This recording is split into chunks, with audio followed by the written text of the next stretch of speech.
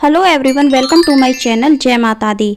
आज की वीडियो में आपके साथ में शेयर करने वाली हूं कि नवरात्रि पूजा में आप घट स्थापना कैसे करें। तो चलिए वीडियो स्टार्ट करते हैं। घट स्थापना करने के लिए सबसे पहले हमने एक मिट्टी का पात्र लिया है।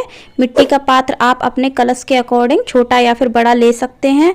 मिट्टी के पात्र को नवरात्रि के एक दिन पहले, जिस दिन नवरात्रि स्टार्ट होते हैं उससे एक दिन पहले रात और पानी में भिगो लेना चाहिए। अब हम मिट्टी के पात्र पर रोली अथवा कुमकुम से स्वास्तिक बना लेंगे। स्वास्तिक की जगह आप श्री भी लिख सकते हैं और हम मन ही मन माता रानी के नाम का जाप करते रहेंगे, या फिर आप जय माता दी इस तरह से मंत्र का उच्चारण करते रहेंगे। यदि आपके मिट्टी के पात्र पर कलावा बंध सकता है तो आप अपने मिट्टी के पात्र पर कलावा जरूर बांधें। स्वास्तिक बनाने के बाद अब हम मिट्टी के पात्र को रोली से इस तरह से टीक देंगे। आप हल्दी से या फिर चावल के आटा से भी टीक सकते हैं। मैंने यहाँ पर मिट्टी के पात्र को पीले चंदन से और कुमकुम से टीक लिया है। आप चाहें तो घट की स्थापना करने के लिए यदि आपको मिट्टी का बर्तन नहीं मिलता है तो आप किसी बड़े बर्तन में, जैसे कि परात होती है, उसमें भी घट की स्थापना कर सकते हैं। हो सके तो आप पीतल के बर्तन का प्रयोग करें। फ्रेंड्स, नवरात्रि की पूजा में घट की स्थापना करने के लिए हमें क्या क्या सामग्री की आवश्यकता पड़ती है, इसका वीडियो मैंने अपने चैनल पर डाल दिया है।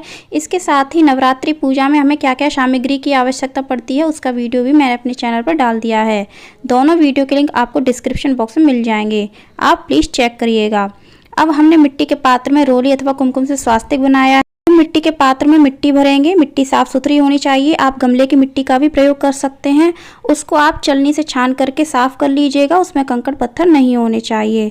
तो इस तरह से हमने मिट्टी अपने मिट्टी के पात्र में भर ली है। अब हम जवारे बोने के लिए गेहूं और जौ का प्रयोग करेंगे। आप चाहे तो केवल गेहूं से जवारे बो सकते हैं और चाहे तो जौ से भी केवल बो सकते हैं। मैंने यहाँ पर दोनों को यूज किया है। जवारे बोने के लिए आप जौ और गेहूं को रात में भिगो करके रख दीजिएगा, ताकि आप जब जवारे बोएं तो जौ और गेहूं के किल्ले बहुत जल्दी से फूट जाएं। इसके बाद हम गेहूं की एक लेयर इस तरह से मिट्टी के ऊपर बना देंगे। उसके बाद हम जौ की एक लेयर इसी तरह से मिट्टी के चारों तरफ बना देंगे। हमने यहाँ पर गेहूं की एक लेयर बना दी है। अब हम जौ की एक लेयर इसी तरह से बना देंगे।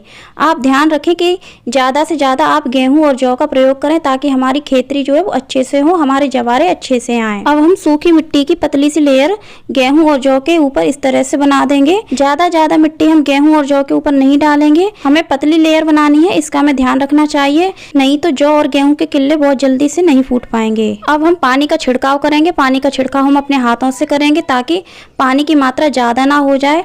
जवारे में हमें ज़्यादा पानी नहीं डालना होता है। आप जब पूजा करें प्रतिदिन तो आप सुबह के समय इस तरह से पानी में छिड़काव कर सकते हैं।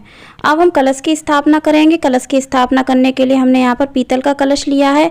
आप चाहें तो मिट्टी का कलश भी ले सकते हैं। अब हम कलश पर रोली अथवा कुमकुम से स्वास्तिक बना लेंगे। हम कलश के दोनों तरफ रोली अथवा कुमकुम से इस तरह से स्वास्तिक बनाएंगे। मैंने यहाँ पर कलश के दोनों तरफ कुमकुम से स्वास्तिक बनाया है।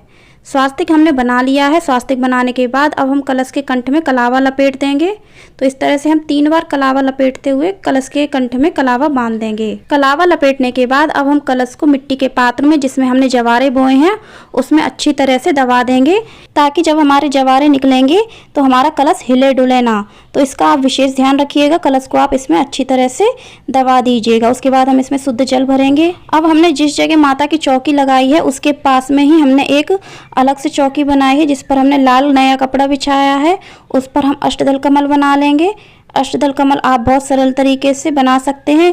यदि आपको अष्टदल कमल नहीं बनाना आता है तो आप सिंपल चावल की ढेरी भी बना सकते हैं। उस पर हम अपने घट को स्थापित कर सकते हैं। अष्टदल कमल बनाने के बाद अब हम अपने मिट्टी के पात्र को इस तरह से अष्टदल कमल पर स्थापित कर देंगे। उसके बाद हम कलश को रोली अथवा कुमकुम से टीकी लगा करके इस तरह से टीक लेंगे। अब हम कलश की स्थापना करने के लिए कलश में थोड़ा सा गंगा जल डालेंगे, हल्दी की गांठ डालेंगे, सुपारी डालेंगे।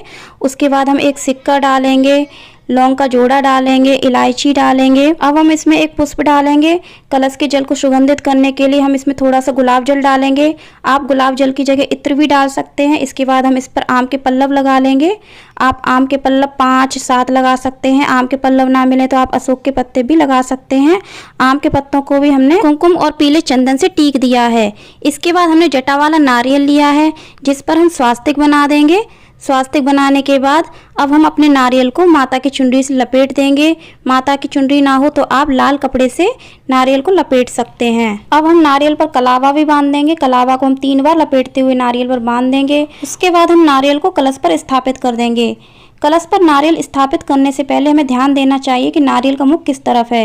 यदि आप खड़ा नारियल रखना चाहते हैं तो नारियल का मुख ऊपर की ओर रहना चाहिए। अगर आप लेटा हुआ नारियल कलश पर स्थापित करना चाहते हैं तो नारियल का मुख हमारी तरफ होना चाहिए, यानी पूजा करने वाले के सामने होना चाहिए। उससे पहले हम कलश के मुख पर अनाज से भरी हुई कटोरी रखेंगे। अनाज में आप जौ भी ले सकते हैं, गेहूं भी ले सकते हैं या फिर चावल भी ले सकते हैं। मैंने यहाँ पर चावल से भरी हुई कटोरी कलश के मुख पर रखी हुई है। उसके बाद हम नारियल का मुख अपनी तरफ रखते हुए कलश पर स्थापित कर देंगे। इस तरह से हमारी घट स्थापना हो जाती है। आपको यह वीडियो कैसी लगी कमेंट करके ज़रूर बताना। पसंद आई हो तो लाइक करना, ज़्यादा से ज़्यादा शेयर करना, हमारे चैनल को सब्सक्राइब करना, बेल आइकन को प्रेस करना और कमेंट में जय माता दी अवश्य लिखना। धन्यवाद। जय माता दी।